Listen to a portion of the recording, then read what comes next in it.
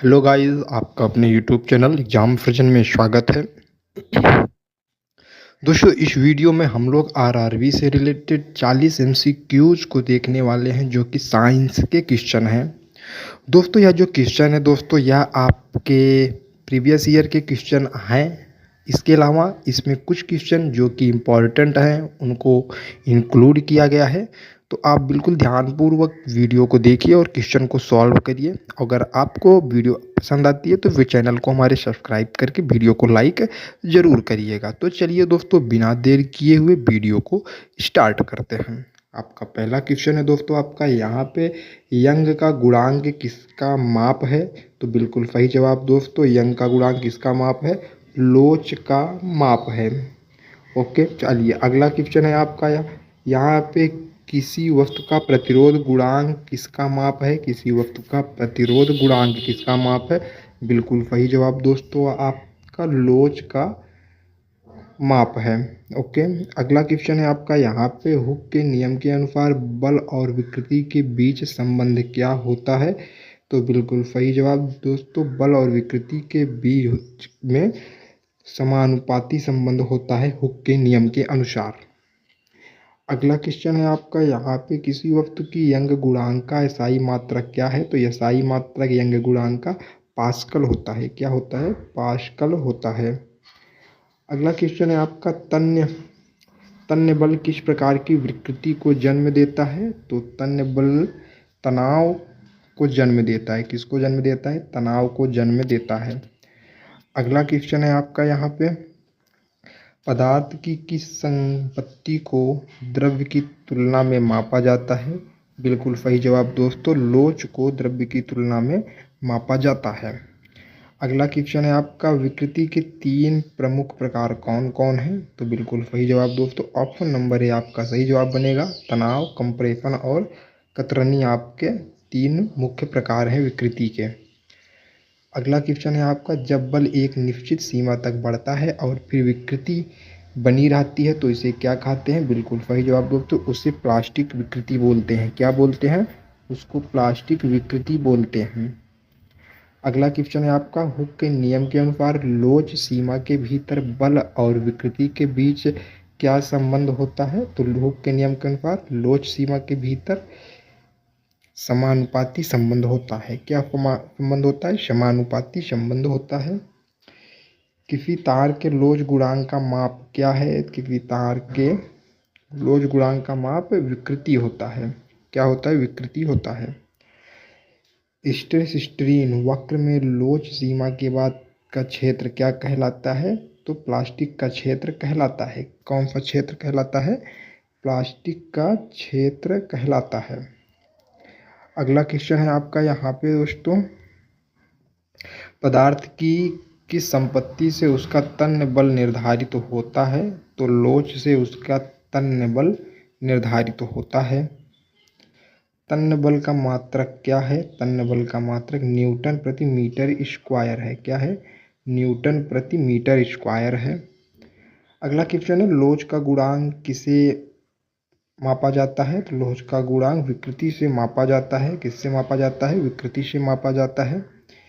अगला क्वेश्चन है किसी वस्तु का अनुप्रस्थ क्षेत्रफल बढ़ाने पर तन्य बल का पर क्या प्रभाव पड़ेगा? तो बिल्कुल सही जवाब दोस्तों, तन्य बल घट जाएगा। अगर अनुप्रस्थ क्षेत्रफल बढ़ा देते हैं तो तन्य बल क्या होगा? घट जाएगा।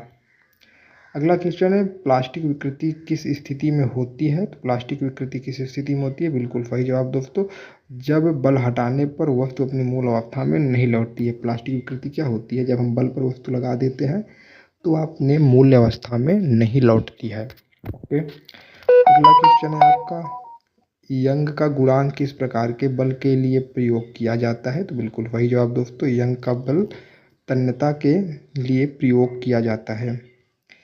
अगला क्वेश्चन है विकृति के समय वैल्यू में होने वाले परिवर्तन को क्या कहते हैं? तो बिल्कुल सही जवाब दोस्तों, वैल्यूमेट्रिक विकृति बोलते हैं।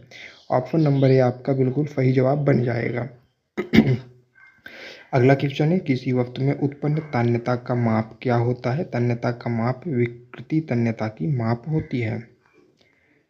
अगला क्वेश्चन है स्ट्रेस स्ट्रेन वक्र का वह भाग जो बल हटाने पर वस्तु को उसकी मूल अवस्था में लौटने में क्षमता दर्शाता है उसे क्या कहते हैं? तो बिल्कुल सही जवाब दोस्तों, उसे लोचीय सीमा कहते हैं। क्या कहते हैं? लोचीय सीमा कहते हैं।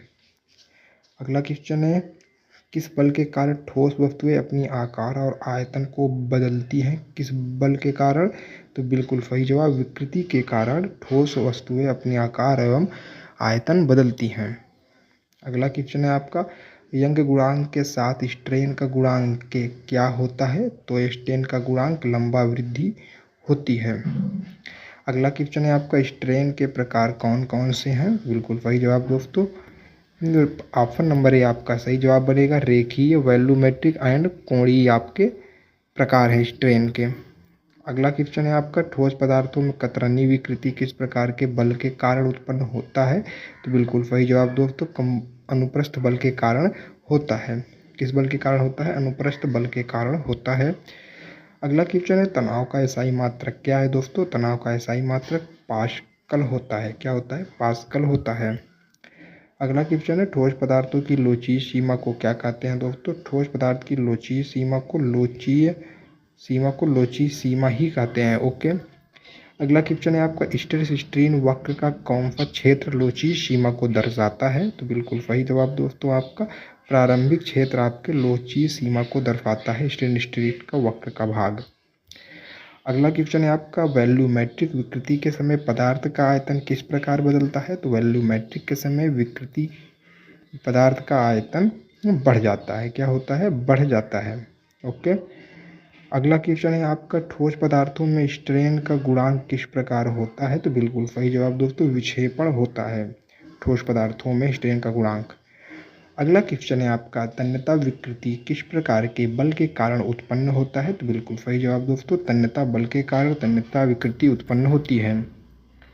हुक के नियम के अनुसार विकृति किस पर निर्भर करती है? तो हुक के नियम के अनुसार विकृति बल पर निर्भर करती है। किस प्रकार की विकृति तब होती है जब पदार्थ के कणों के बीच की दूरी बढ़ जाती है? तो बिल्कुल सही जवाब दोस्तों, तन्यता विकृति कब होती है? जब पदार्थों के जो अणु होते हैं उनके बीच की दूरी जो होती है बढ़ जाती है। अगला क्वेश्चन है आपका किसी पदार्थ का यंग का गुणांक क्या मापता है? तो यंग का गुणांक उसके तन्यता को मापता है। किसको मापता है? तन्यता को मापता है। अगला क्वेश्चन है जब किसी ठोस पदार्थ पर अनुप्रस्थ बल लगाया जाता है तो किस प्रकार की विकृति उत्पन्न होती है? जब किसी ठोस पदार्थ पर अनुप्रस्थ बल लगाया जाता है तो उस पर कतरनी विकृति उत्पन्न होती है। कतरनी विकृति उत्पन्न होती है। ऑप्शन नंबर सी आपका सही जवाब बनेगा। अगला क्वेश्चन है ठोस पदार्थों में लंबाई की इकाई में होने वाली विकृति को क्या कहते हैं दोस्तों? बिल्कुल सही जवाब दोस्तों, रेखीय विकृति कहते हैं। अगला क्वेश्चन है आपका हुक के नियम का पालन करते हुए बल और विकृति के बीच क्या संबंध होता है? तो बल और विकृति के बीच हुक के नियम के अनुसार बल और विकृति समानुपाती होते हैं। जब किसी पदार्थ पर कंप्रेशन बल लगाया जाता है तो विकृति का प्रकार क्या होगा? तो बिल्कुल सही जवाब, कंप्रेशन विकृति होगा। अगला क्वेश्चन है आपका स्ट्रेन किस प्रकार का गुणांक है दोस्तों? तो स्ट्रेन आपका अनुपातिक गुणांक होता है। क्या होता है? अनुपातिक गुणांक होता है स्ट्रेन।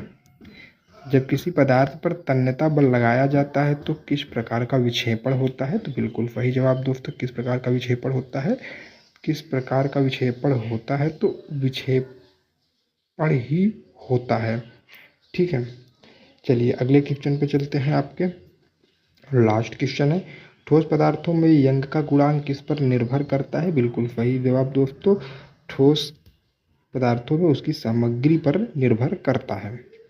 तो दोस्तों इस वीडियो में हम लोग ने आरआरबी साइंस से रिलेटेड 40 एमसीक्यूज को देखा दोस्तों, जो कि आपके आरआरबी में आए हुए क्वेश्चन थे। आई होप आपने वीडियो को पूरा देखा होगा और आपने सही सारे क्वेश्चन का आंसर दिया होगा। तो दोस्तों हम लोग मिलते हैं अगले वीडियो में, तब तक के लिए बाय बाय।